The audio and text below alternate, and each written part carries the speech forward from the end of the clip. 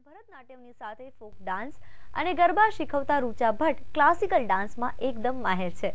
જોઈએ આ રુચા ભટ્ટ પોતાના ડાન્સથી કેવી રીતે ભગવાન નટરાજનને અને લોકોના દિલને મોહી લે છે।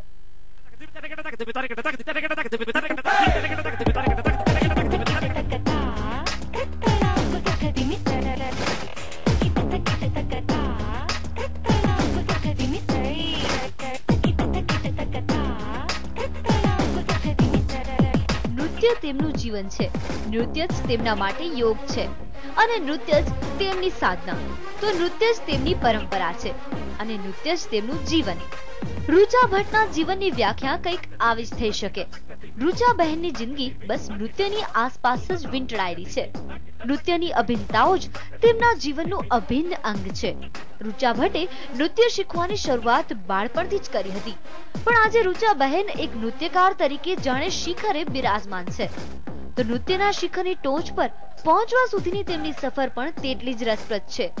નાનપણથી જ ડાન્સમાં રુચિ હોવાથી રુચા ભટ્ટે ક્લાસિકલ ડાન્સમાં પોતાનું આગવું નામ પ્રાપ્ત કર્યું।